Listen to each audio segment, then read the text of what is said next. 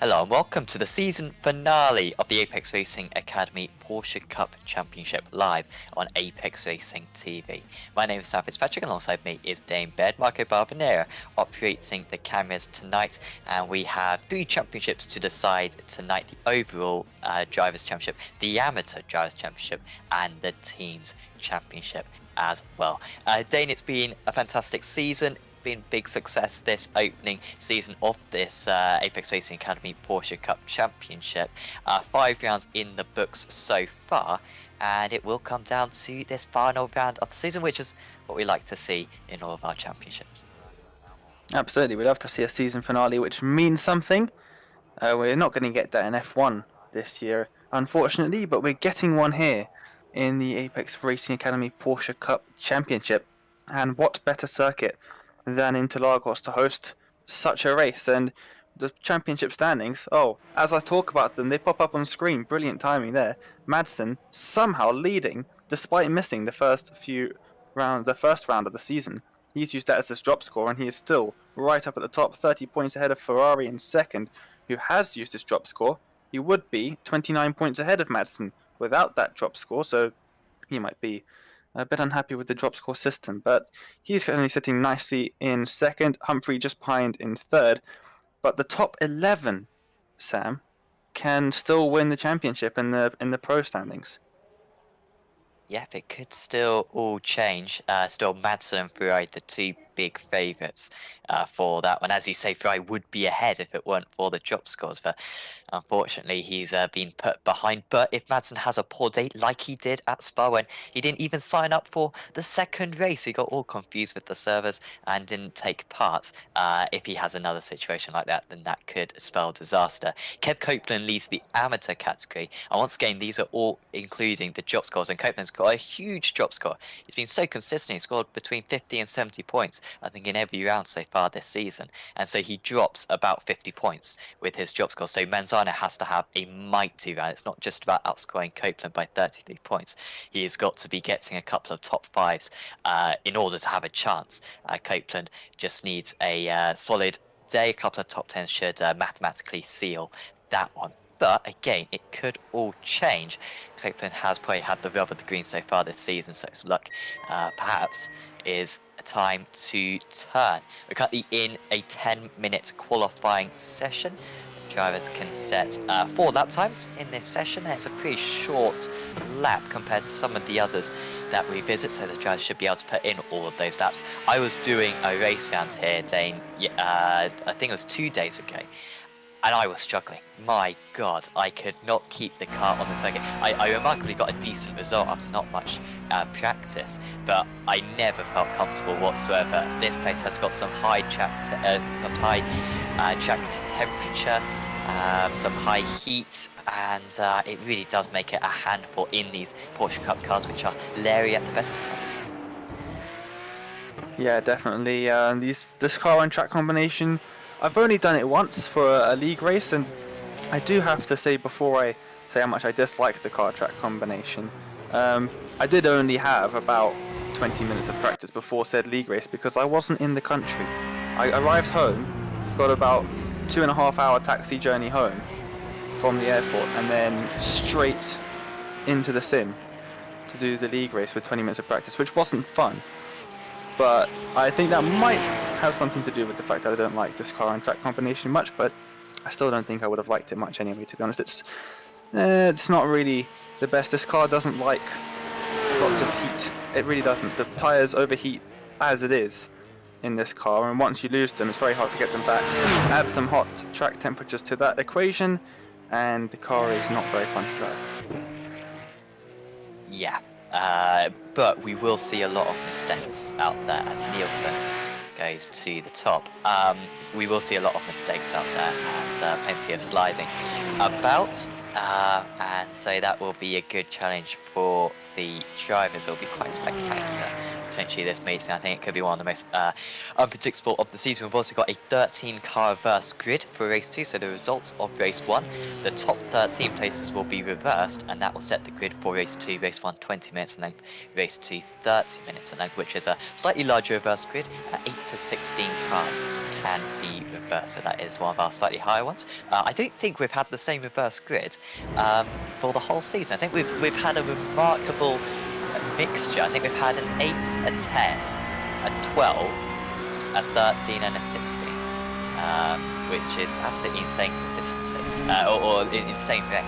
So I don't think anyone can feel like we have any corruption or anything involved. Lauscher crosses the line, but that's not a legitimate lap time, so that is a shame for him.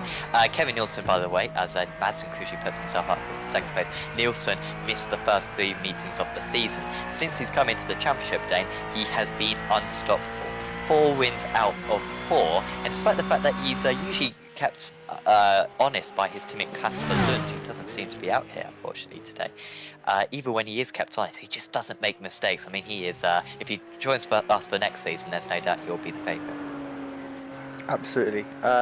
He can still get a remarkably decent finish in the championship standings if he does well today, which it looks like he will be doing already. Just over half a second clear of teammate Madsen in second. Could be winning the championship today. Could his teammate Madsen? Currently looking at, that is the unmistakable livery of one Ira Lauscher. His livery is definitely very eye-catching. We do have to give away, Sam. You and I have to have a chat later on about who we're going to give the commentator's favourite livery award to. Do we do that for this series? Pretty sure we do. Okay, Marco Bavner is on this one. But I comment, I'm not even sure if I have the liveries downloaded. I edit the livery pack every week, and yet I might not even have it downloaded, so I'll have to get that sorted out. But we did that for GT4, and it was a big success, and actually someone who we were talking to, Dane, earlier on was very impressed by our livery awards, who organises their own leagues, so it is certainly something worth doing. I mean, whether it is formal or not, we will certainly do that though, because there's some good liveries out there, and the driver who we were seeing just before that did have a good livery himself.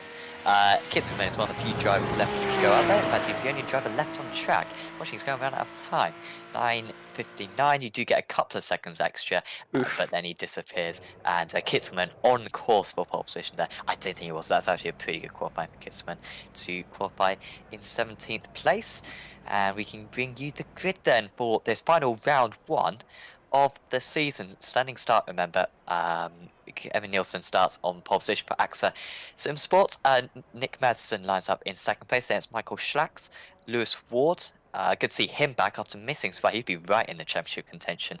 Unfortunately, he missed Spa, and that kind of ended his chances. Oscar Wilkins lines up in 5th.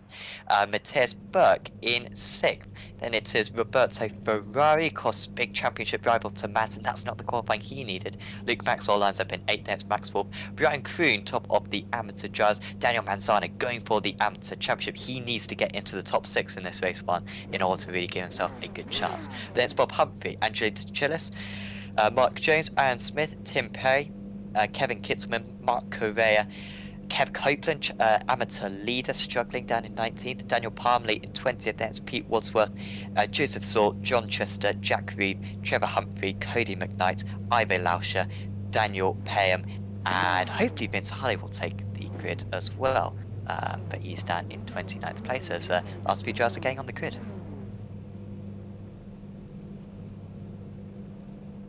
Absolutely, standing start should be very interesting as they head into the Senate S for the first time. Still waiting on quite a few drivers to make their way onto the grid. You can see fairly large grid here for race number 1. I can't wait, should be a great event. Still waiting for a couple drivers at the front. What are they waiting for? Well, Madsen always does this, doesn't he? It's classic mind games. He needs to get on the grid eventually, though. Here we go. You got 5 seconds. Come on, Nick. There you go. Just about on time, but didn't leave much time to spare. But here we go then, the final race one of the season to launch this final meeting of the season at Interlagos. It's Madsen versus Ferrari for the championship. Nielsen starts from pole, and we are away racing. Not a good start for Madsen, but he just about manages to cover up. In fact, it wasn't a good start for either of the top two. The 197 of Ward got a fantastic launch, but couldn't do anything with it. Down into turn one, it's all safe for Madsen so far, going through the Senna S for the first time. Wilkins moving up to third place. Great start for Oscar Wilkins for Volante Racing. Not sure if it was Madsen spinning round, and he's going to drop way down the order. And the championship leader, oh, we've got a car off into Mars, and Schlacked into the air, and a similar start to what we saw in the Formula 3 Championship. We've got Wilkins on, Copeland's with a great start. Manzano is up into 5th place. Miraculous start for Manzano, and Ferrari is up into 4th. And these championships, if they weren't on already, they are certainly on now.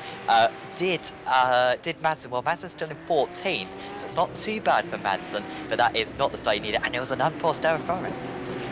It was. He just went over that curb on the exit of turn 3 and lost the rear end. Tyres weren't warmed up enough. I was talking about how the tyres get too hot. His were too cold, which is a rare sight in Interlagos. Cars off through turn 6, I believe that was. But Lewis Ward was off the circuit on the outside of turn 4 as they came through for the first time. I believe Oscar Wilkins was involved in that as well. He's down in 20th now, along with Laubsche in 21st. But I really want to know what happened to Schlacks. I saw Madsen, it was, who lost the rear end and just managed to avoid all of the carnage. And then all of a sudden, there was a car with space shuttle status.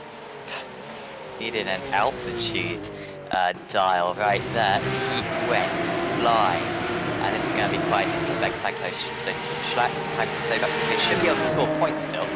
So here he was. Oh, well, I think they were a bit put off by Madsen. And then comes back onto circuit, nothing you can do about it. And then he disappears just as he's about to come back down, which was a big Porsche. Otherwise he would have collided with a few more tracks. I'm not too sure who that was he was about to land on, but that wouldn't have been a very pleasant experience. But meanwhile, Nielsen, he is all on his own, 2.5 seconds out in the lead. Helped a bit by the carnage behind on lap 1, but nonetheless, doing a great job out in front. Manzano, as you pointed out a few moments ago, Sam, he's doing brilliantly. Up into 6th, not a speck of damage on that car at all, which cannot be said for second place man in the pro standings. Roberto Ferrari just ahead, his car is battered. Humphrey recently getting past Ferrari as well, so Ferrari is dropping down the order. This will be a very long race for him. He wants to at least finish ahead of Madsen. I think Madsen somehow got away from that with less damage than Ferrari, who I think was an instant party on that opening lap. But Ferrari will be thankful for the tow from Humphrey. That will just help him down the straights a little bit. Here he goes. You can see he's still losing time, and Manzano might be past him any moment now. Manzano almost pulling alongside. Here he goes down the inside. Doesn't even look like he's fighting it too much, does the Italian. Behind them, 177 car is getting alongside. Oh, and they make contact. That was the teammates coming together.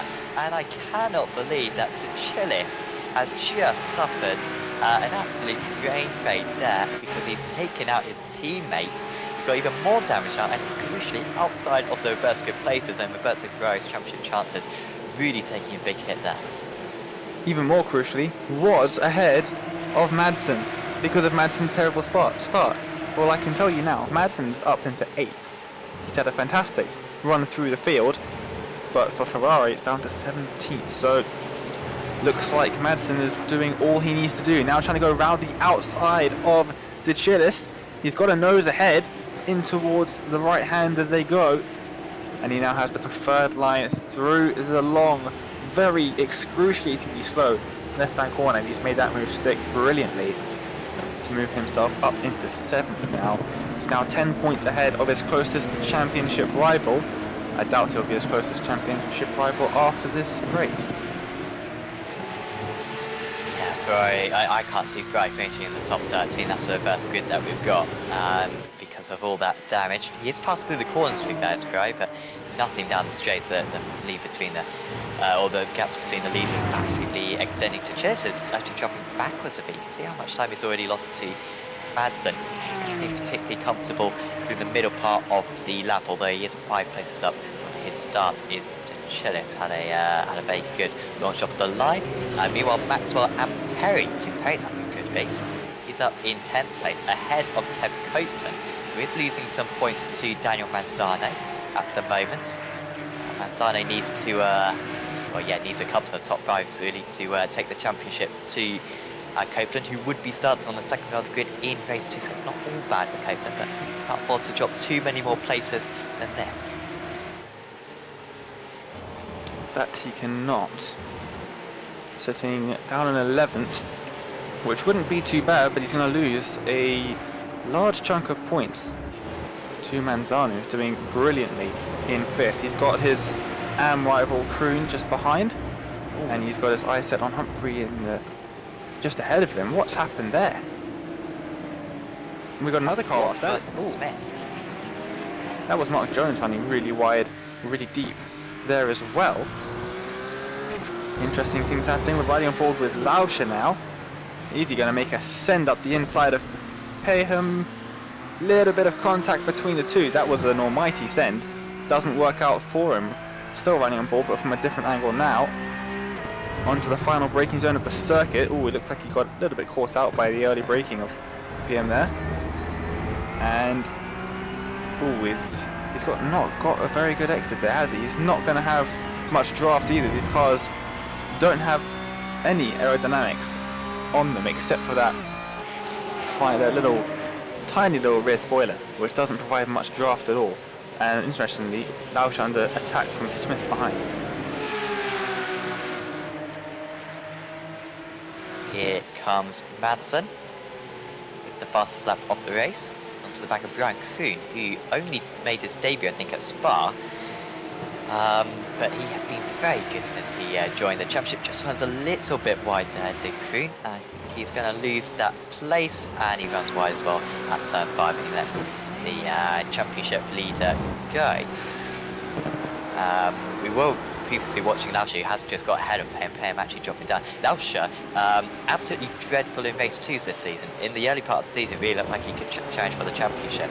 But in race 1s, he's been quite good, you know, consistently finishing in like the top 10 places. He actually won the first race of the season at Alton Park, also got a 3rd at Imola, and then 13th and 11th in the other races once, but the race 2s he's only finished in the top 20 once, and that was at Spa last time when he actually managed to get a 3rd place. But those inconsistencies for Lauscher very much stalling his championship, despite being one of very few men to have won a race this season.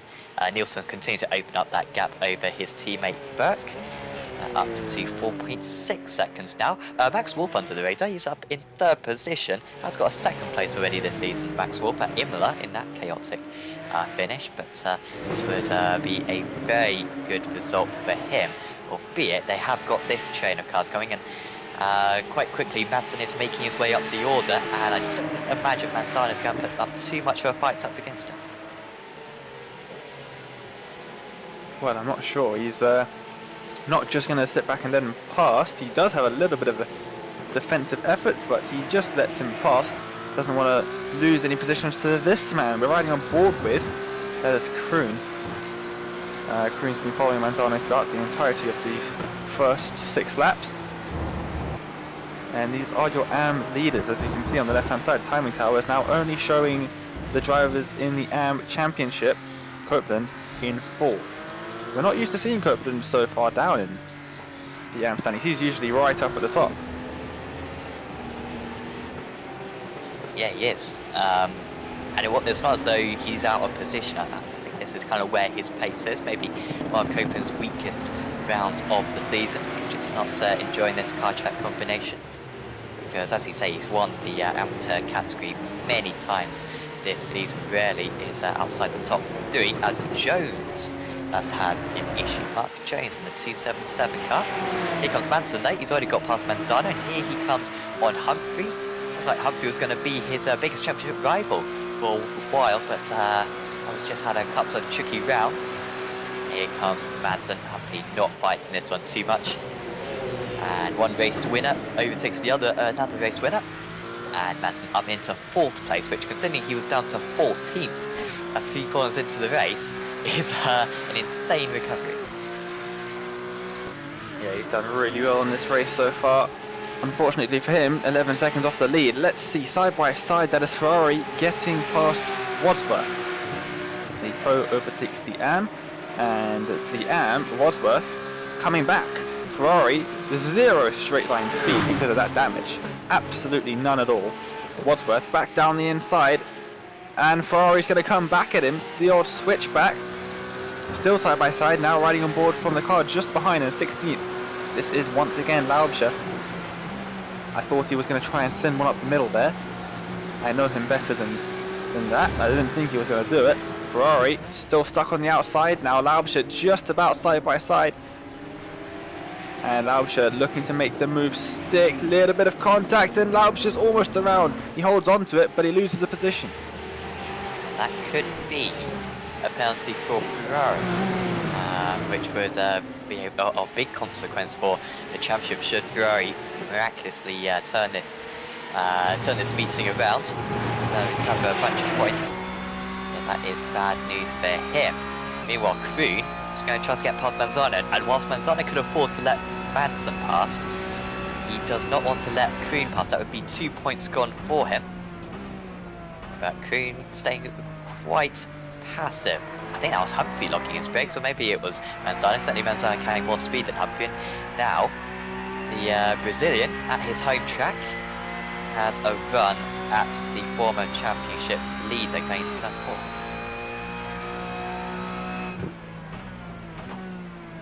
Yes, he does. It's quite close enough. Actually, it's closing up between Berg and Wolf, isn't it? Wolf with great pace. 3/10 of a second faster than second place man. I will stick with this, I think, for a little while longer. Ooh, it's a bit wide for Manzano. He's cut it back in. Should get a good exit. Oh, Kroon was really, really cautious though. What do you think his mindset is, Dane? Not crash. I think that's that's what's on his mind right now. He's doing brilliantly up in second at the moment. I don't think he wants to jeopardize that, because that corner's really difficult to make a move at. This is second place man Berg, and just behind him, not too far down the road at all, is Wolf.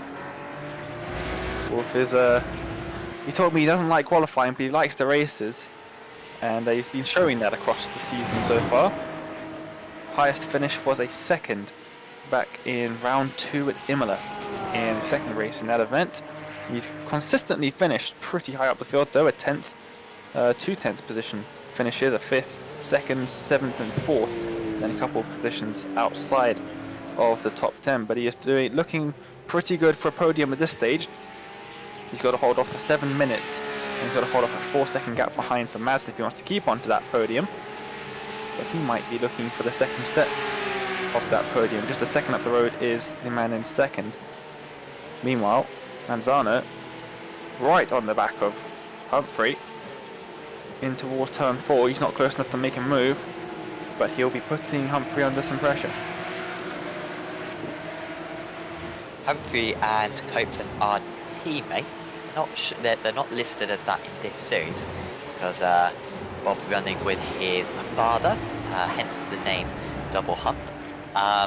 But they are teammates. They are both Pro Academy Sim Sports drivers. So Humphrey does have an interest here to keep behind Manzano in order to benefit Copeland. Remember, Copeland and Manzano going for the Amateur Championship, and Manzano needs to quite heavily outscore Copeland in order to make that happen. Here comes Laubscher on Ferrari, who since his Paris incident has been going backwards on the most part. He's a long way from 13th, which is the reverse grid position. And that's really Ferrari's only chance at continuing this championship fight to get reverse grid pole. But 6 minutes to go, he needs to pass these 3 cars, and he needs to hope that something big happens to the cars ahead. And that might be something that just happened, because Humphrey has somehow managed to go off the circuit at turn 13, manages to stay just in the car ahead of Manzano, however. And here comes Kroon, who's been so cautious up to this point. Now he's going for it. Manzano has to give him a wide berth. Has the inside for turn 2. And this battle will continue through 3, which is nowhere near flat in these cars. Definitely not. Everyone tries it. You really want it to be flat. You go flat and you end up in that outside wall very quickly. So yeah, definitely not flat through that part of the course. But Kroon, yeah, not like what he's been showing us throughout the race so far, sending one up the inside. But yeah, you see, he wants to win, it seems. I thought he was going to settle for second, but apparently not. Oh, that's a bit wide again from Manzana. Yeah, that seems to be the line that he likes. I don't know about you, Dane, but pretty much in any car that I'm driving at, I always take a tight line. You know, I think it might just be because I'm a bit more cautious, perhaps. I don't really want to lean on the car too much, but usually take a tighter line, which isn't necessarily a bad thing.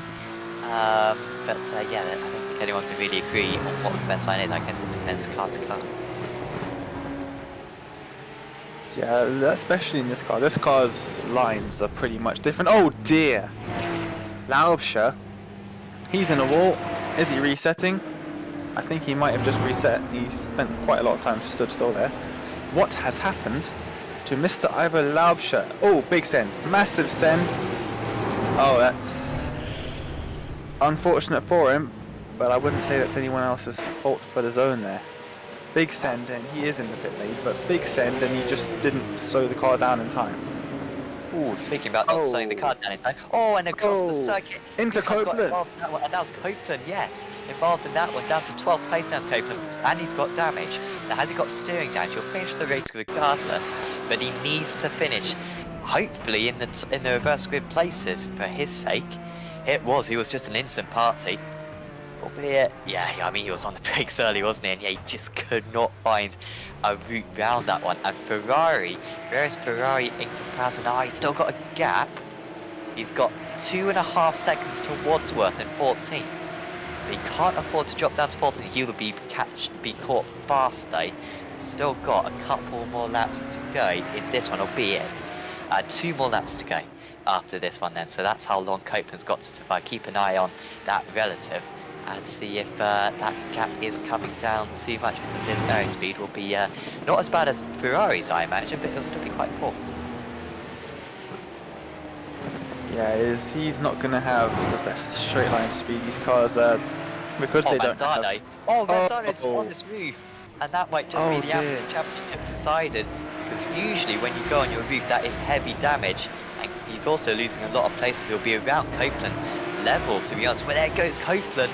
Passes Manzano, he will finish outside the reverse grid places, and he's got huge steering damage, and he is not going to finish this race. Well, he'll get into the pits, I guess, and pick up a fast pair, but he'll finish very low down. And Daniel Manzano, who'd had a great race, looked like he was probably going to challenge Copeland. That seems to have come to an end. I think mathematically, this is the championship coming to an end. So we saw the championship leader, Copeland, go off, and we thought, oh, the championship battle might get a bit spicy. What's happened to Mr. Manzano? Oh dear. He loses the rear end. I think he gets a bit too hot on the brakes, and then collected and sent into the air and upside down by Kroon, who inherits the race lead in the AM class because of that. He is now in 6th, and he has got quite a substantial 6-second gap to Perry, who's in 2nd. That was a little bit loose from Burke there. As they head towards the end of the lap, they'll get the white flag this time by. Nielsen will get the white flag this time by in just a few moments' time. 1 minute to go. And we have got 1 lap to go. Yep, he's now 10 seconds clear. Wolf not getting close enough to Burke. He actually lost a 10th on that last lap. Let's see what their lap times are this time round.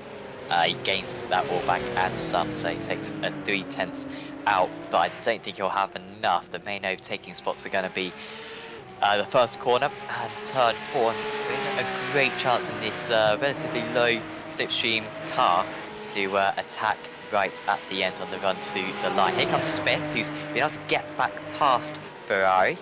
Ferrari trying to get past again though, and they're catching heavily on the cars ahead. Peter again, 13th place is the reverse grid place. Copeland dropping into the clutches of Maxwell, so Perry just with a small off. And Copeland, I guess there's not too much pressure on him now. He pretty much has this championship in the bag, seeing that his drop score is so good. But it looks as they might be dropping out of those places very soon. As here is Perry, who I think just made a mistake through the first sector. No, he's all right, but still in 9th place. I think this would be Perry's best results of the season. Yep, it's going to be a very good result for him. And there goes Nielsen then. What a season, very short season he has had. Only entering the final 3 rounds. And in race 5 of 6 for him, another win. Yeah, another win for Kevin Nielsen, makes it 5 from 5 since joining a few weeks back. Burke is going to beat Wolf.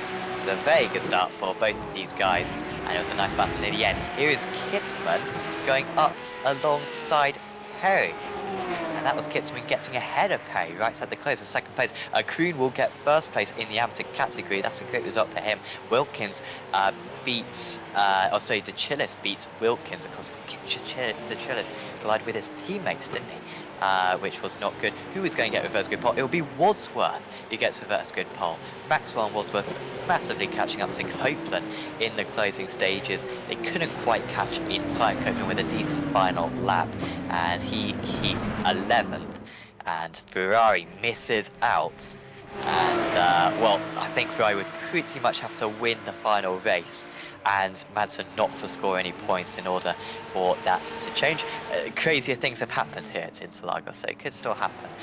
But it's looking very good for both Copeland, who mathematically has the championship sewn up pretty much, and Madsen, who just needs to finish the final race of the season. McKnight finishes in 24th place, and the others all retired from the event.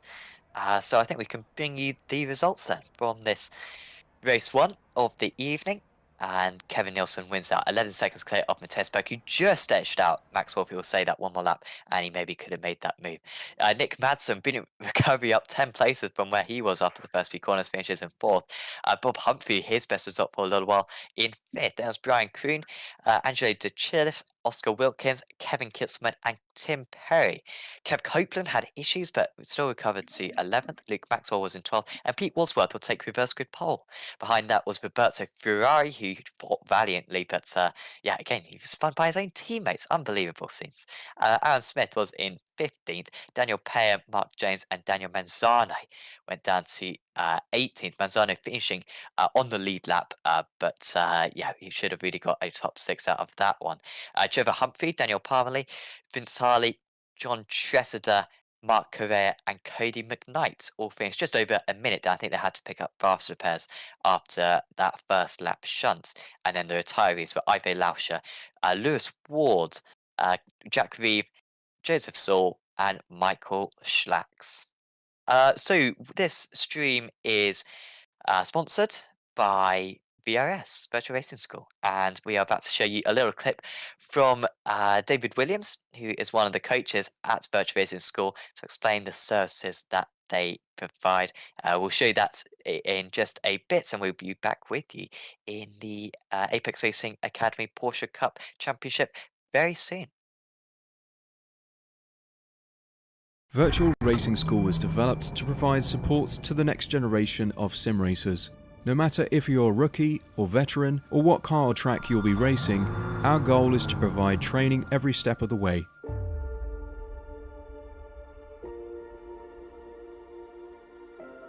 We found that iRacing can be quite difficult without proper training.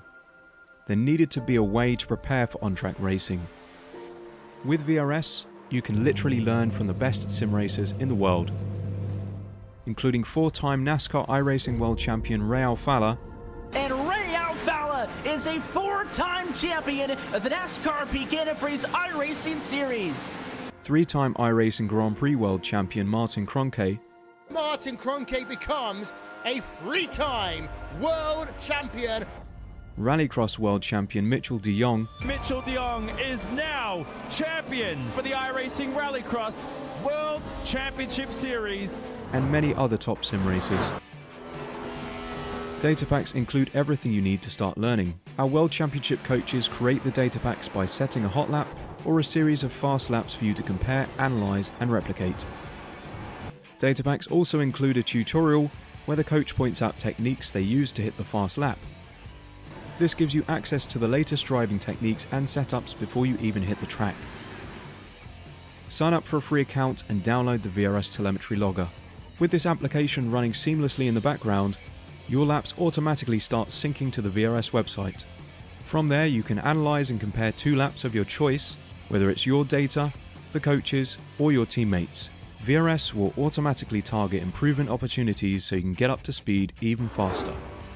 VRS also makes it easy for you to request and schedule one-on-one or group coaching sessions. These sessions can range from 30 to 90 minutes, and you can select the car, track, and setup combination of your choice. Visit virtualracingschool.com today to sign up and get started.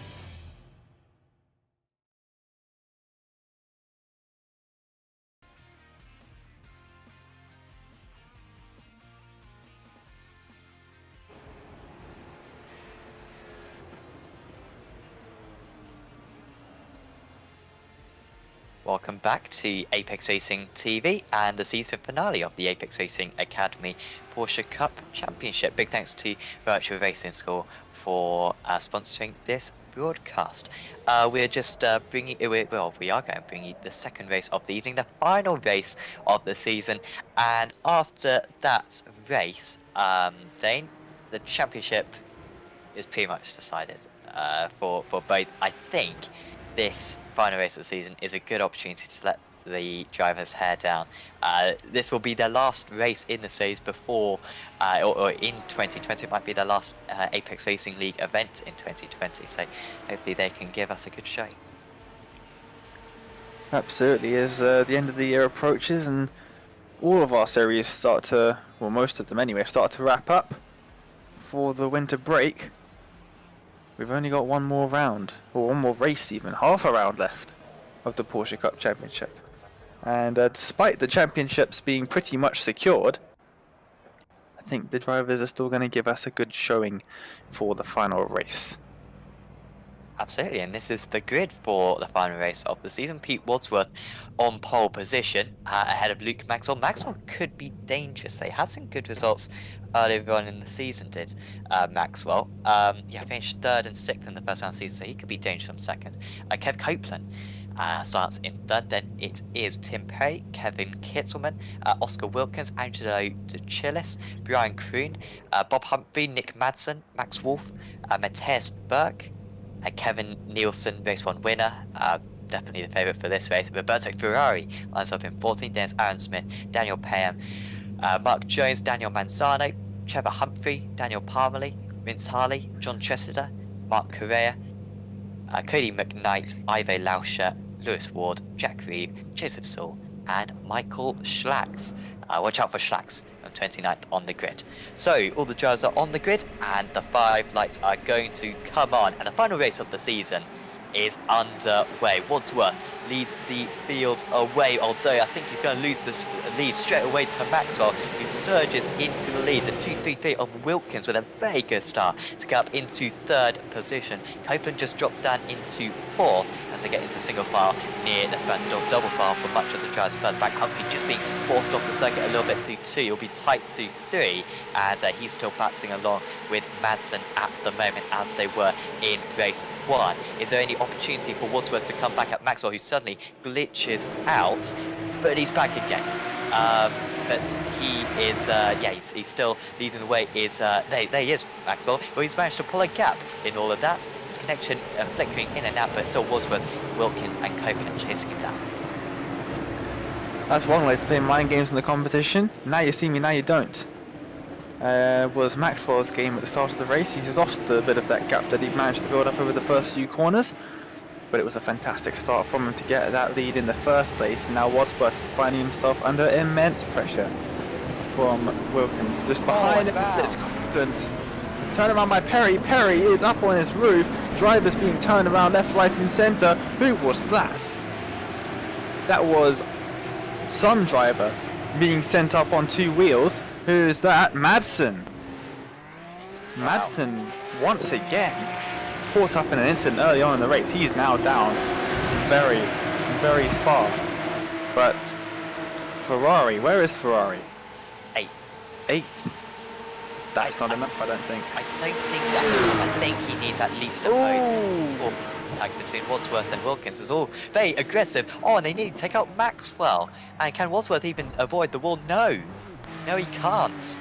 And he had a good chance at some good points in Wadsworth, but they were colliding before the corner even turned up. And once they got into the braking area, there was nothing he was doing. And Tressida has an off all by himself in the background, and that'll take a little while for him to be getting back on. Well, we're not sure how the points will work out. We have off-track penalties as well. Yeah, Humphrey up into right up into 7th position now. Humphrey just ahead of him in 2nd. Yeah, there's about a 1.5 second gap between those two. There is no gap here. Lewis Ward done an amazing job. He started right at the back of the field and he's up into 10th already. Managed to avoid all of the carnage. Copeland's done a good job. He's back up into 9th now as well. That is Schlacks. He had to work his way back up from the back of the field as well. He started right at the back after that space shuttle incident in race number 1, and he's going to have a look down the inside of Mark Jones.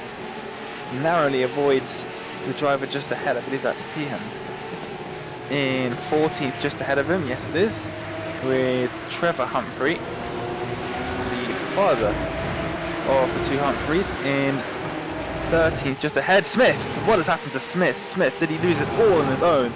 I think he did, but he's ended up in no man's land there.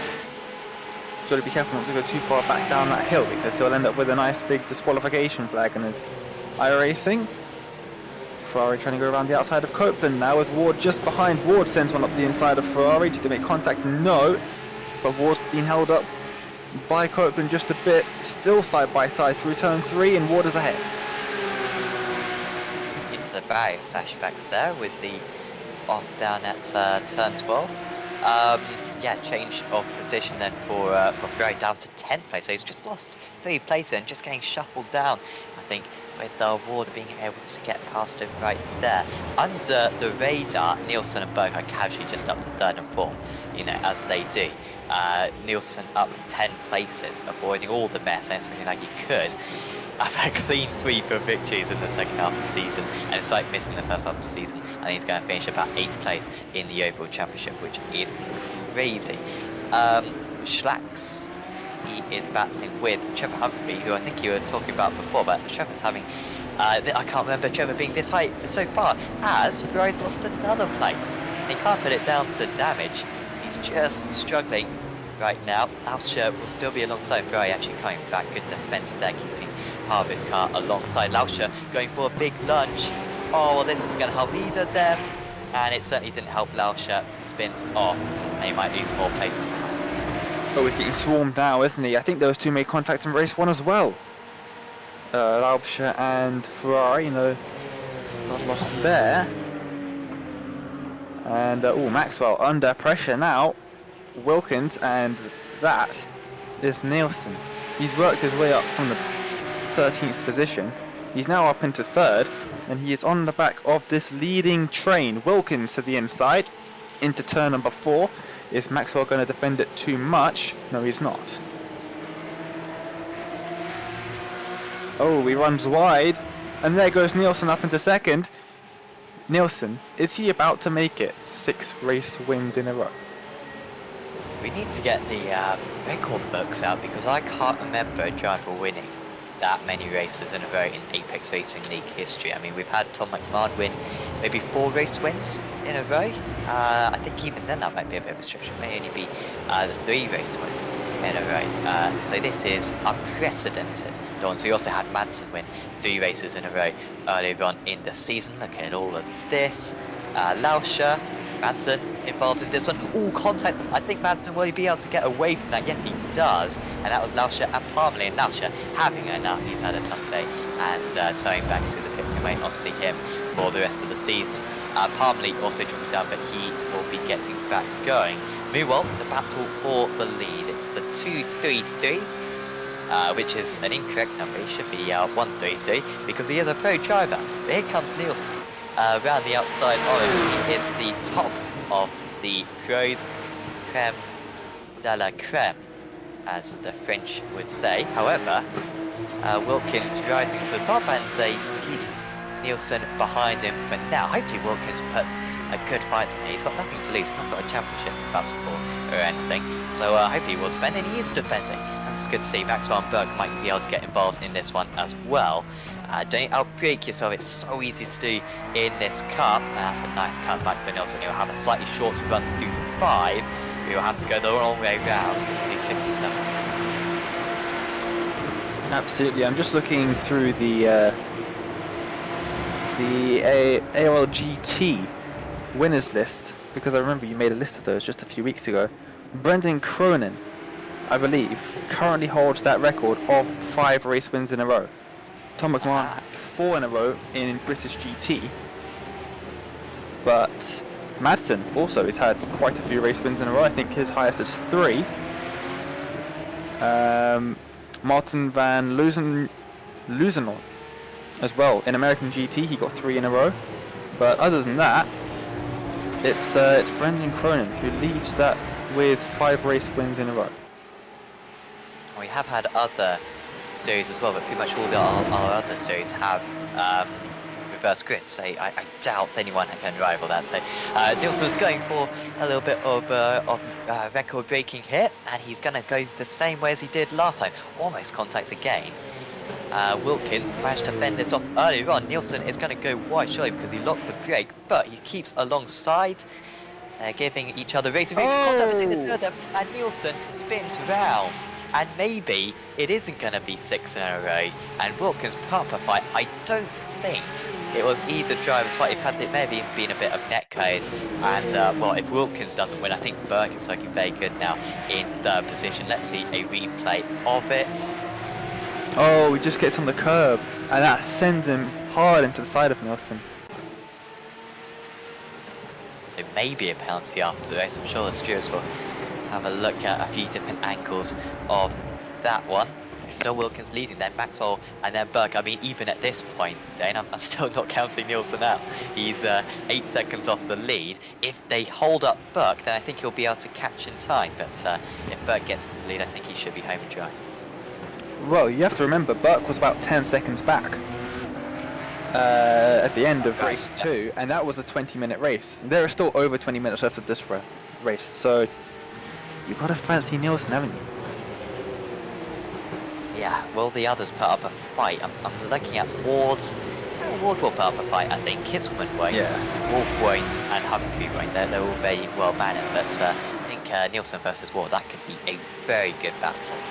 Ward really should have been fighting for the championship right now, but unfortunately missed Spa last time out, as Burke is looking to move up past Maxwell, who doesn't fight that one, and it is Matthias Burke, who's been 3rd best a couple of times so far this season.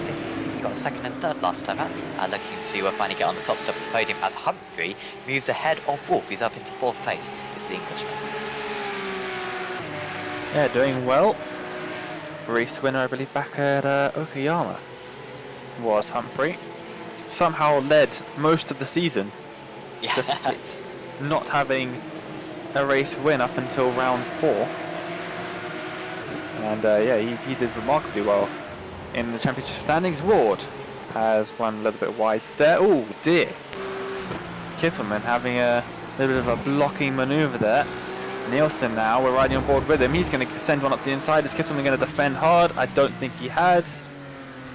Has he held it around the outside? No, he hasn't. He's let him pass. Nielsen up into 7th, and he is now right on the back of Ward. This is going to be interesting.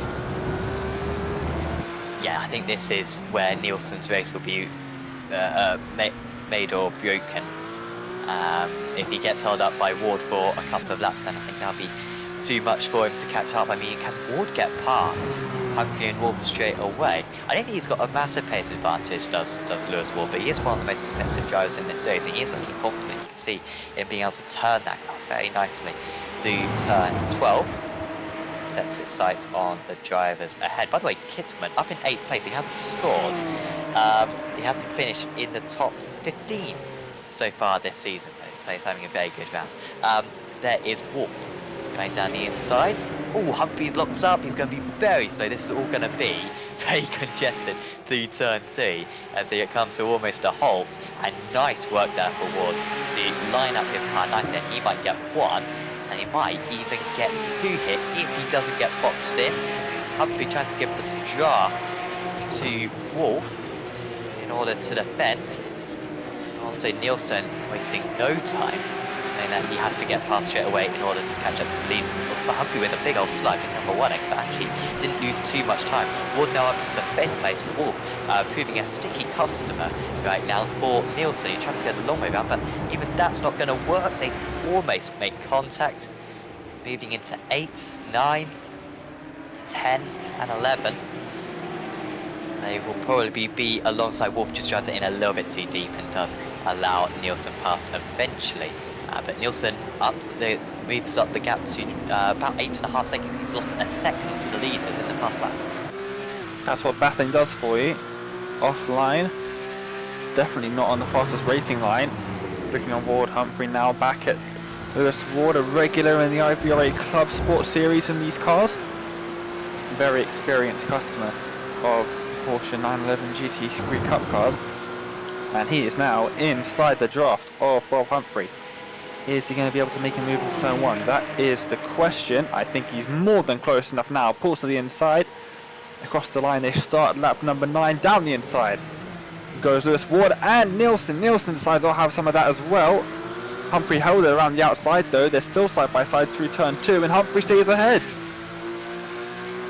I think Humphrey was happy with that move. It was quite late from Nielsen. He was very much saw the gap and went for it. And Humphrey, even though he knows that he's going to lose this battle eventually, responding straight away. Nielsen kind of gesturing to the inside. That may be more of a defensive than anything.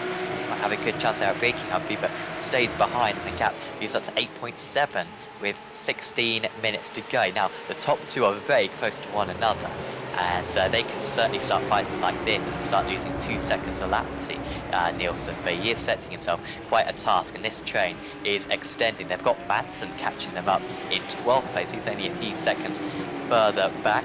Also got Kitzman still doing very well, only 10 seconds off the lead so far as Kitzman. And Ferrari back up into 8th position.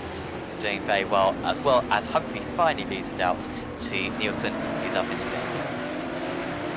Now he really does have the task of catching up to Ward, and it will be a straight fight between those two because Ward's next car is quite a few seconds up the road, so that will be good to see. I am looking forward to watching that in just a few moments time. Battle for the lead then, it's on. Burke to the outside, to the inside, big lunge. He's gone very deep on the brakes. Is he going to be able to slow it down in time? Not quite. Wilkins, is he alongside into turn 2? No, he's not, but Burke runs a little bit wide into turn 3. But he'll more with Wilkins now. He'll have some draft down the back straight. Instantly Burke goes to the inside to defend. Not quite alongside yet, but he'll be alongside in the braking zone. Wilkins looking to the outside. He's going to go for the switchback, I would say. Can be very effective at this corner. Not this time. Burke in the clear now. He might start extending that gap. However, Wilkins to the outside. Looks for it. He's still there. Little contact made somehow. Wilkins holds on to that one. Normally, you would see Wilkins sent hard into that outside barrier. But that was incredible for Wilkins to save that one. Humphrey under attack from Wolf and Ferrari. Madsen's in there as well. Sorry, that's not Madsen. That is Kittelman. Just behind. In 9th. He's trying to go around the outside of Ferrari. Locks up. That's not going to happen this time by. However, Wolf is just about past Humphrey. Though he's on the outside, and he's going to go backwards through this next sequence of corners. Yeah, well, does Wolf commit to the outside? Yes, he does, though. He might go for the cutback. Oh, Wolf with a lot of wheels, but he was so desperate to get the power down, and he will drop behind his teammate Kitzman. I think he's already lost out to Ferrari. Might be up into 6th place here. I mean, if the top 5 take each other out, then Ferrari might still have a chance at this championship. But as you were saying earlier on, we doubt that Ferrari's got much of a chance to catch up to Madsen in the standings. Down the inside goes Ferrari. He's up into 6th position now. Good work from him.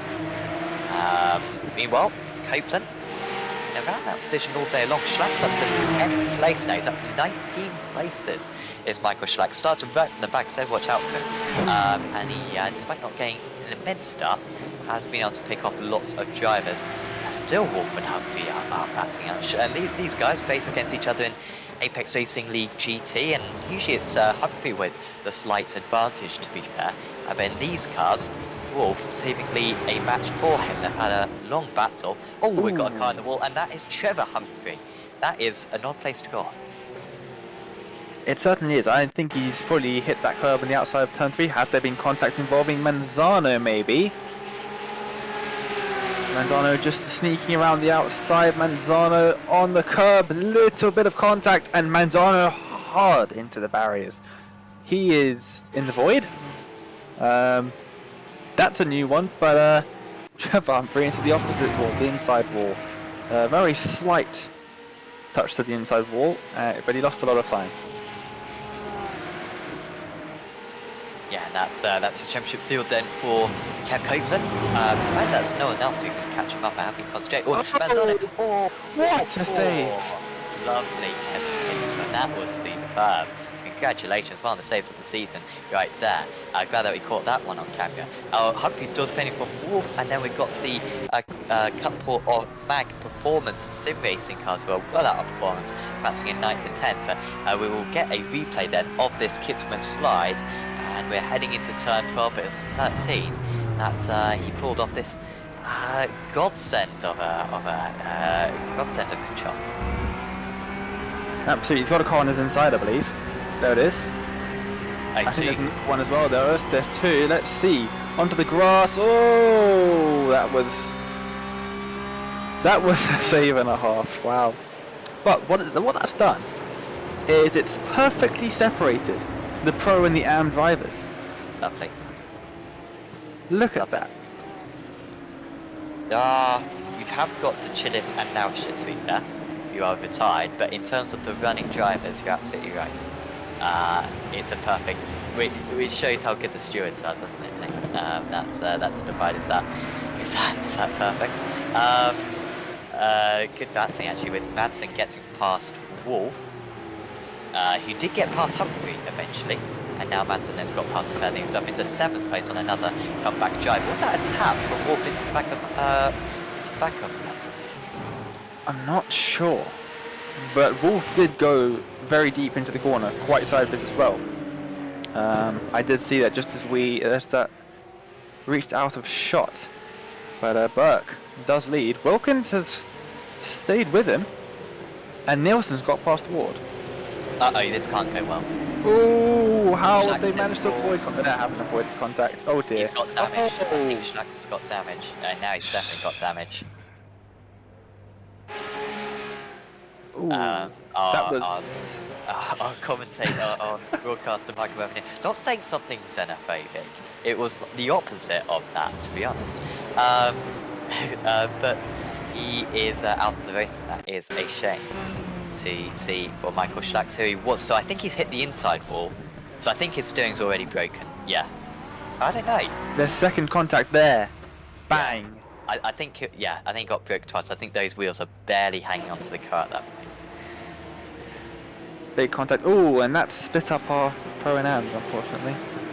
That's unsatisfying. But Wolf now ahead of Copeland. Kiffman got ahead of Wolf in all of that madness.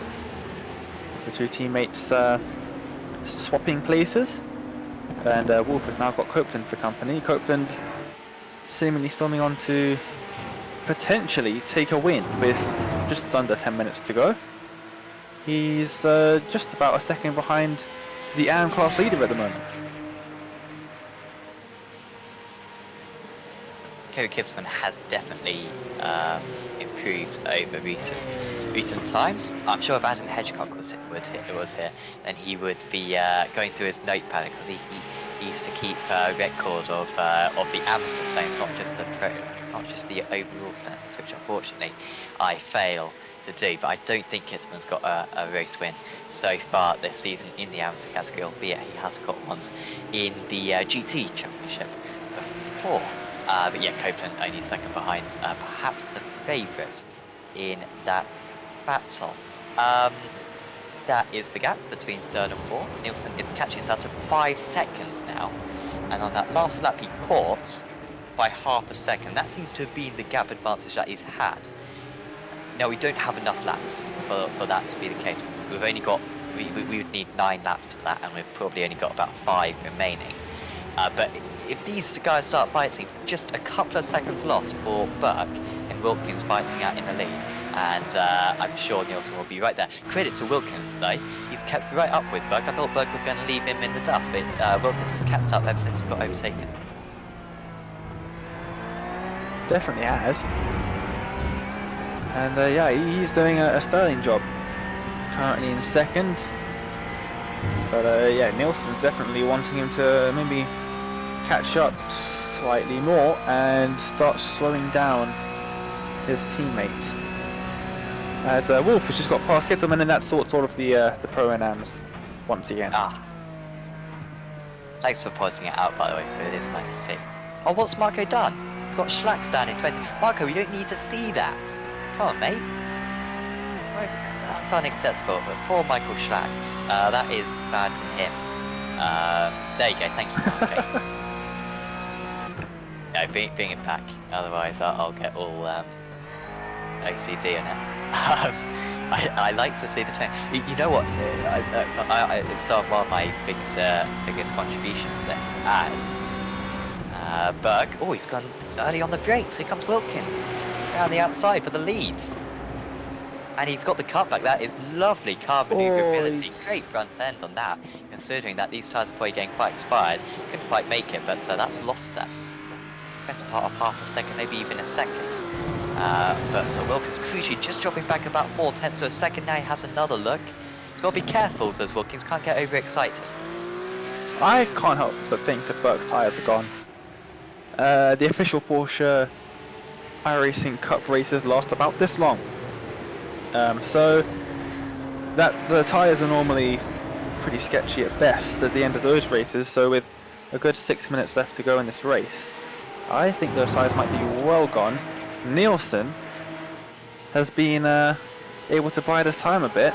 His tyres might be a little bit better. 3 seconds behind with 6 minutes to go. It's not impossible for him to catch up, but it's not looking as clear as it might have been. But Burke really not liking these tyres at the moment. 1.4 seconds faster for Nielsen on that last time. It wasn't a dreadful lap from Burke, maybe half a second slower than what he was doing, but Nielsen really stepping it up. I mean, what I would say, I think it was 17 laps, the official race. So you're absolutely right. This is usually the end of the race, pretty much in the official series. I never had any grip. I didn't notice that much difference from the start to the end. But these guys probably do have grip because I think the track temperature is a bit cooler than what the official series was. We are in the morning time of day at the moment. That is the gap. Look at that. That's a lovely graph of the gap coming down from Burke to Nielsen. If he keeps this up, then he will be with these guys very soon. Wilkins up to 6/10, so he's just lost about 2/10 in the last lap or so. But I would say around this circuit you can go for a dive. Turn 1 in particular, such a massive braking area. You can come from about 15 metres behind and go for an almighty send on the last lap. Hopefully Wilkins will do that if it comes down to it, in order to try to get his first, I think his first race win of the season. Apologies, he got a race win at Alton Park race 2, but it would be his second race win of the season. Yeah, lots of race wins in this series so far. With 4 minutes left of this season. It's gone by so quickly this season, despite the fact that we have six rounds. It's felt like a lot shorter than that. But Burke leading the way. straight to that inside once again. That's just to break the draft. He's not necessarily defending from an overtaking move, but he's just trying to get rid of any of that very slight draft that Wilkins might have. More lap for Nielsen that last time round. Actually, lap slower than the leader, so he was on track for catching up now. Doesn't look like it's going to happen. 2.8 seconds is the gap at the moment. By the way, big thanks to Apex Racing Academy, because one of the main features of this series is the fact that the drivers have free access to the setups developed for this car by Kevin Ellis Jr., who is one of the top drivers in the Porsche, Porsche Esports Super Cup series. And he has designed all of these setups for this season, and you can get your hands on Kevin Ellis Jr.'s setups as well by signing up to the Apex Racing Academy. There's also setups designed for GT cars and single-seaters, prototypes, and rallycross cars as well. So certainly do check out Apex Racing Academy for any of that information. Here comes Nielsen on Maxwell. 2.3 seconds to the lead, and that is what you can do into turn 1. Such a wide entry there, and he gets past. So Nielsen up into 3rd place. It looks like he's going to keep his 100% podium record alive. We have got one more lap to go after this one by my count, and he's got 2.2 seconds to catch, so he will need Wilkins to somehow catch up to Burke and fight him for a bit if he's going to get a 6th consecutive win. That's exactly what he's going to need. Wilkins dropping back slightly on the last lap, about 7/10 of a second behind. Nielsen might just end up catching up to Wilkins on his own. Only 1.5 seconds behind at this point. He wouldn't put it past him. The 5-in-a-row race winner. Done an absolutely brilliant job since he joined the series. Another man has done a brilliant job today is Kittelman. 10th overall, but leading the AM class by less than a car's length to seemingly AM champion Kev Copeland, who is right on the back of that car. He wants to finish off the season on a high. Speaking of finishing off the season, it's white flag. We're moving on to the last lap of the race. The top 5 are all in shots. Doesn't look like any moves are particularly soon, albeit actually Ward is catching up to Maxwell very quick. Wilkins is closer to Burke than he was on the last lap, but he's still just out of passing range. You had that one opportunity, but he couldn't make it stick through the middle part of the lap. And since then, Burke has just been able to maintain that 0.6 of a second advantage. Kittelman leading the amateurs. Is there going to be a mistake from Burke? Nielsen is right onto the back of Wilkins now. He was 0.7 of a second faster on that last lap. It's 0.7 of a second difference. Trevor Humphrey gets out of the way of the leading cars, which is the wise thing to do. He'll still score points even though he is 1 lap down. Wilkins gets the gap down to less than half a second. Surely his best opportunity is gone. Here comes Ward. He'll surely go for this one. For 4th position for Lewis Ward. He'll have to go the long way round. Turn 9, but he'll have the inside for 10. He couldn't quite make it stick. Still, Maxwell defending as Wilkins and Nielsen are alongside. And this is going to surely relieve Burke of any pressures behind. Wilkins will go defensive into turn 12, commits hard. Right at the end, it was Nielsen. Doesn't get stopped on the apex. He does a bit, and I don't think he's going to have the run to the line that he needs. As we are coming to the checkered flag for the final time in the Apex Racing Academy Porsche Cup Championship, and to take his first win in Apex Racing League history, it is Matthias Burke for AXA Sim Sports, who wins a fantastic race at Interlagos. Wilkins holds off Nielsen. That was good defense right at the end. Kittelman is going to win out of the amateur drivers, and that is very well served up to a bit of a tricky season for Kittelman. He gets another top 10 very good way to end the season for him.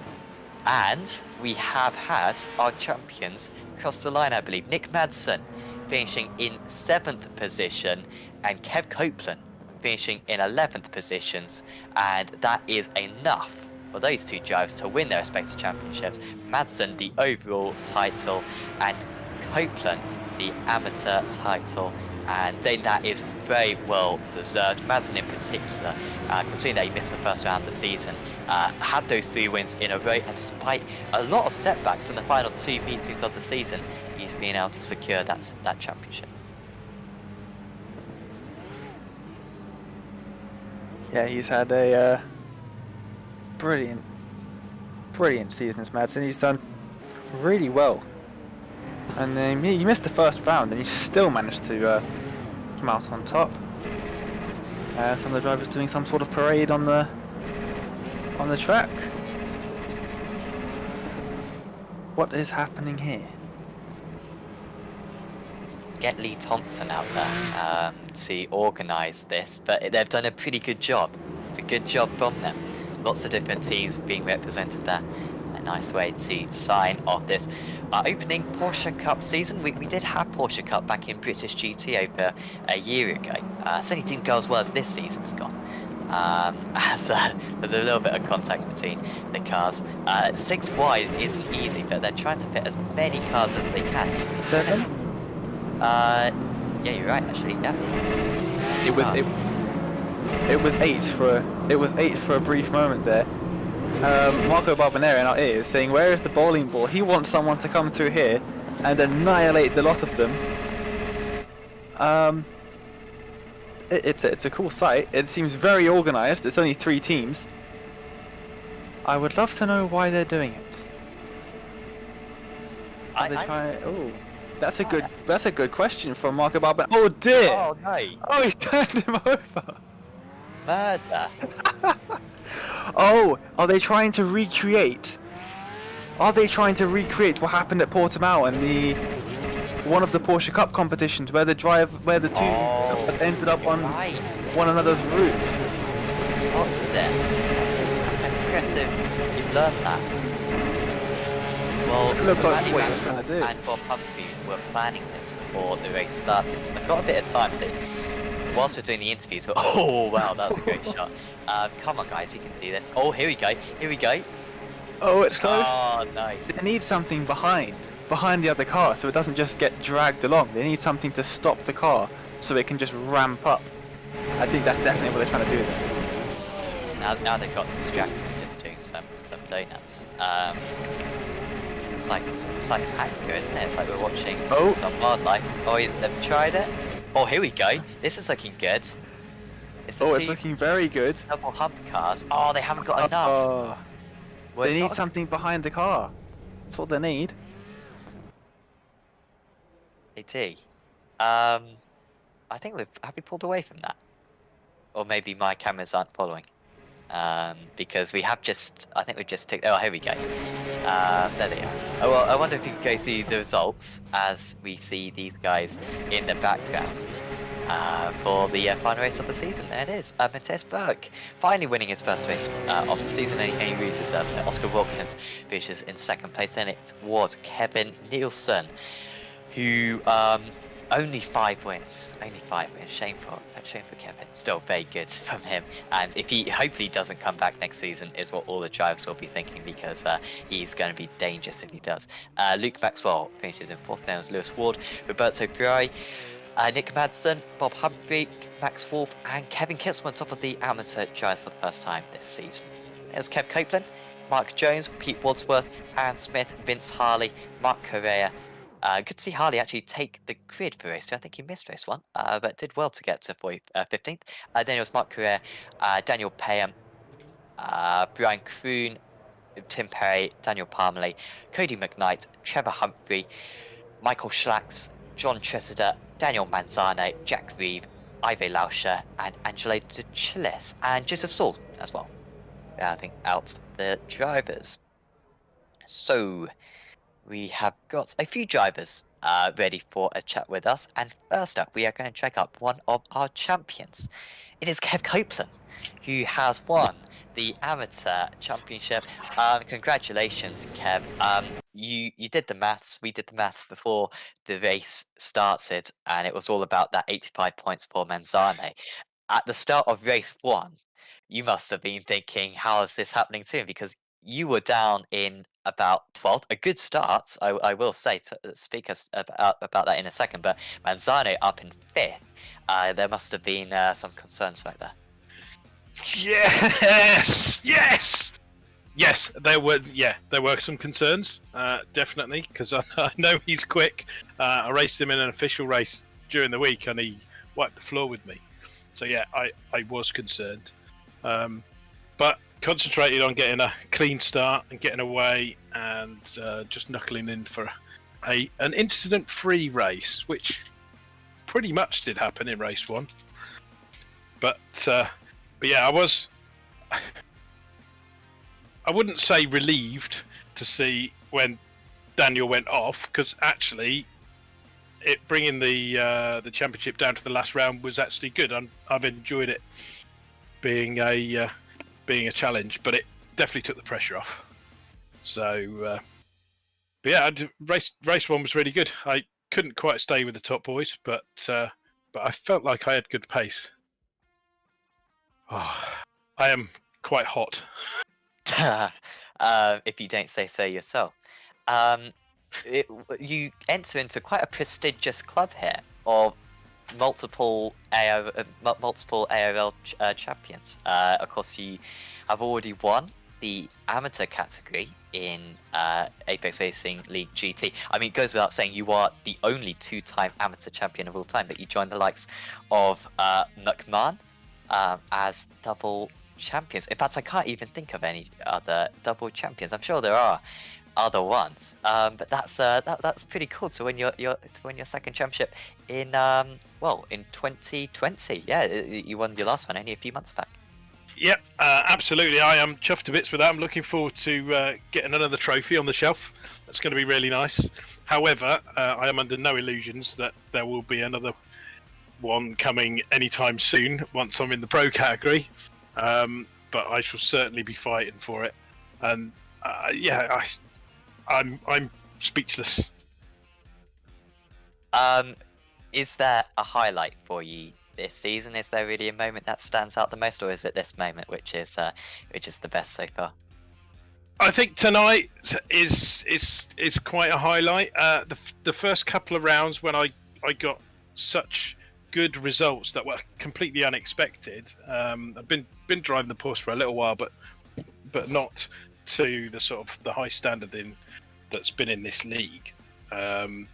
But I think a lot of that was down to other drivers' misfortune, to be fair. So I think, and I had a cracking race tonight, fighting my corner, and actually, so often I've got faster boys behind me, and I'll just let them go. But I was actually fighting for the positions tonight, even though I really probably shouldn't have done. I probably should have played it safe, but I was, and I had an absolutely fantastic race with Max and with Kev in that last race. It was brilliant, really, really good. Just couldn't quite get past them with the damage that I got from when Luke span on lap 1.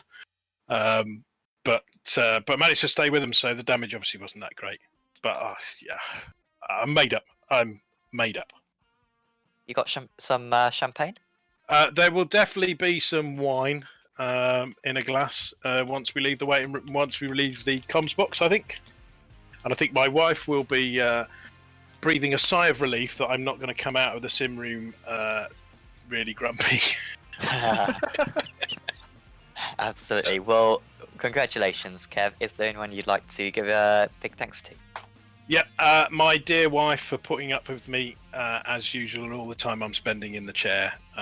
It's paid off, and she'll be she won't be that excited about it. She'll just be really pleased that I'm not going to be grumpy. And to you guys for putting on a fantastic championship. And all the other drivers, the standard of driving in this league is immense.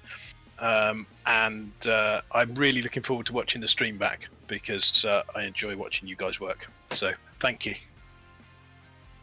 Awesome. Well, yeah, well done again, Kev, and we'll see you back soon, hopefully on Apex Racing TV. Absolutely. Bye bye. Kev Copeland there, your amateur champion. So, who did you want to have a chat with, Dane? I've just seen in the driver chat that some of the drivers are saying that Bob might have won the championship. So I'm gonna go and double check that Nick Madsen definitely did win. Well, I'm just doing the points as well. Is there any chance you could have a chat with someone now, and then just whilst I finish off these points, because this should be 100%. This is controversial. I don't think he has, but we'll see. So I don't know if you could just have a chat with someone quick. Let's see. I don't want to get any of those drivers in because I don't want to tell them that they're champion or not, and then they're not. I've done that before. Not a good experience. Let's see. Who did well today? Kittleman. He won a race. Let's get Kittleman in for a chat then. And he joins us now. Kevin, welcome to the commentary box for an interview. You did a pretty good race here today. Yeah, my teammates also told me so. So that's why I'm here now. Yeah, absolutely. I believe you just took the win in race number 2 for the AM class. Yeah, that's true. Yeah. That's brilliant stuff. You had to hold off the Kev Copeland, AM Series champion, of course. Yeah. Yeah, that must have been a pretty intense pressure to hold him off for the final couple of laps. Oh man, I'm still shaking because it was like till the last 10 minutes of the race I was really struggling on my front tires.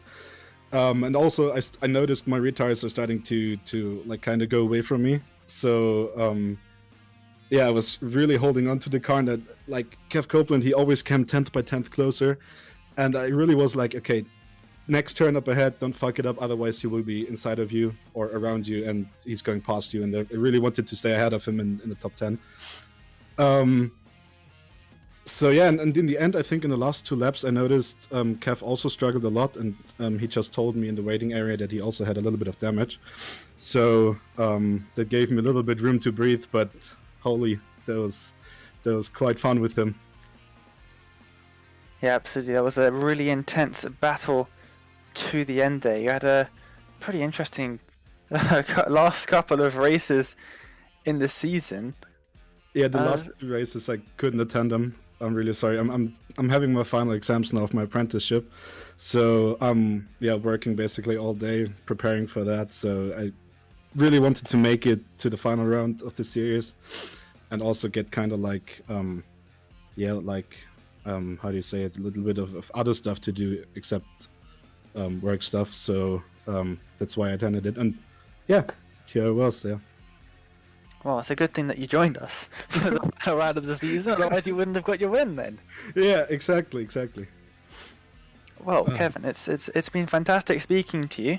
Congrats on the win of the final round of the season. Before we let you go, is there anyone you want to give a shout out to? Yeah, of course. I want to shout out my whole teammates. Of course, my teammates Brian and Max, who attended this series together with me. I also want to thank my sponsors, MaxFast and SimRacerCoin, for sponsoring this entry to the league. And yeah, I also want to thank again my mom and my dad, who are always watching every Wednesday and Sunday for the Apex GT League.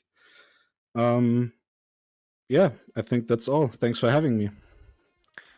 Well, thanks for being here, Kevin, and yeah, we hope to see you back in the future. I believe we might be hosting a second season of this series starting next year, so hopefully you'll be back for that one.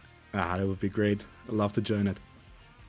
Absolutely. Well, Kevin, thanks for joining us, and see you soon. Thank you. See ya. Well, that was Kevin there, and Sam, do you have news for us? Well, who was saying that Bob Humphrey won the championship? Someone in the driver chat. Let's see. Whoever was saying it, filthy mouth. He was nowhere near. He was nowhere near. And you gave me a big old right. So the final championship standings: Madsen with 443 points. Humphrey gets 395 points. So it was quite a big difference. However, Ferrari, despite finishing 52 points behind in the championship. He actually scored more points than Madsen, but obviously you have the drop score. So Ferrari loses out massively in that regard, which might be the first time that's happened in Apex Racing League history, that the driver has lost the championship due to the drop score. But Madsen is your champion. Kev Copeland wins the amateur championship, obviously, and is 6th place in the overall championship as well, which is pretty incredible. And also, actually, I'll confirm the team's championship in a little bit. But we will get other drivers in, and we have got Nick Madsen in for a chat with us. Congratulations, Nick. A nervy meeting tonight, but you are the champion. Congratulations. Yeah, thanks a lot. Really tough day, both races. Yeah, I had a good qualifier, I think, but always you should think about cold tires on the first lap, and that's what I managed to not do. So yeah, I went down many places and tried to recover as the best I have learned, and to overtake people on inside and outside, and yeah, I need some good points at the end here. So at the end, I'm pretty happy with how we are, where we are now. So yeah. Absolutely. You missed out on the British GT Championship, I believe, last year, by a very close margin. You must be pleased to finally have an Apex Racing League title under your belt. Yeah, finally. It has really not been easy because exactly today at 12 p.m. I got a message from where I have my internet, the company where I have my internet, that they will shut down the internet at 8 p.m. And Wow. that was really nerve-wracking. So I was trying to think about on while I was on work to how can I solve these problems, and I managed to race both races on my mobile phone, doing on my mobile phone, sharing the internet with my computer, and it went really well. So really lucky, and unlucky in race one, unlucky in race two, and tried to recover as the best I could, and I made it. So yeah, that's really nice. Absolutely. Any other championships that you're looking towards? What cars are you racing at the moment in iRacing? Generally, what's Mag Performance doing at the moment? Mostly Porsche Cup. You have seen a lot of Danish guys here in Apex Racing Porsche Cup also, and there's a Danish championship going on right now, official Danish championship, and Kevin is quite fast there. Berg is also quite fast. So yeah, I think they're doing these races for having as much hours in this car to learn it, and tough competition, but mostly focused on Porsche Cup right now. Well, congratulations on the title, Nick. It's very well deserved. Is there anyone you'd like to give a shout out to? Yeah, you guys for hosting this series. That has been really awesome. Also, the last GT I was doing, Apex Racing GT series, and I'm looking forward to do another series with you guys. And amazing commentating. Yeah, tough field. People was driving really fair when I come up through the field. So yeah, and congrats to both podiums in both races today, and the championship AM winners also. So yeah, thanks a lot. Awesome. Well, thanks for having a chat with us, Nick, and yeah, well done on the title. Thanks a lot. Nick Madsen there, your Apex Racing Academy Porsche Cup champion for Season 1. I was just sorting out some of the other points. We can confirm, we haven't talked about it too much today because it was already looking quite comfortable, but ProDrive Esports team are the team's champions for this season. So congratulations to Angelo De Chillis and Roberto Ferrari for taking that championship. They've been really consistent through the championship. scored the most amount of points of anyone in 2 of the 6 races, and generally were very consistent throughout the season. They managed to beat Pro Academy Simsport in 2nd place and Double Hump. Bob Humphrey with some good results right at the end there, and Trevor Humphrey as well with some good results, managing to just about beat Indy Autosport 3rd in that championship. So congratulations to all of our champions. Dane, it's a shame that the season goes like that, especially when we're heading into Christmas, because unfortunately this championship isn't going to come back for a little while, but we'll be sure to bring it back in January, because this car, over the last few years, I think it's reaffirmed it this season, is one of the very best sports cars in iRacing. A really fantastic season that we've been able to witness. Absolutely, it is probably one of my favourite cars on the service. It's loads of fun to drive. Maybe not at this circuit for me, but it's definitely one of my favourite cars, and it's one of my favourite cars to commentators on as well, because it just provides such amazing racing, and I cannot wait until we can head into next year and start up a season 2, because this first season has been amazing. It sure has. And yes, second season will certainly be coming, hopefully with many of these drivers returning once again. Big thanks to Virtual Racing School for I did it again, for broadcasting this series, for sponsoring this series. Thanks to them. Also thanks to Apex Racing Academy as well. Thanks to SDK Gaming for providing this fantastic overlay that you see in front of you.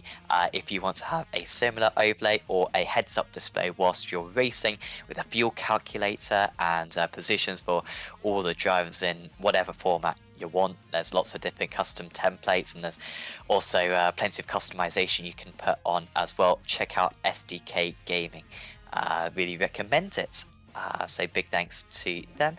Big thanks to the drivers for putting on a really good season and keeping the stewarding work down to a minimum. Very high driving standards this season, and also 29 drivers to finish off the season is pretty great. And thanks to you guys as well for watching, otherwise we wouldn't put the stream on if it weren't for you guys. So thanks to any drivers who are watching this back, thanks to any fans or any casual viewers who have tuned in for these races. We certainly appreciate your support. And we will bring you back many more races on Apex Racing TV. There's like 15 a week at the moment, so hopefully you will enjoy all of them as well. But for now, from me, Sam Fitzpatrick, from Dane Baird, and from Marco Barbanero, you have Nick Madsen as your overall Drivers Champion, Kev Copeland, your Amateur Drivers Champion, and Pro Drive Esports Team, your team's champion for this Apex Racing Academy Porsche Cup Championship. We'll see you back very soon for season 2 in 2021. See you then.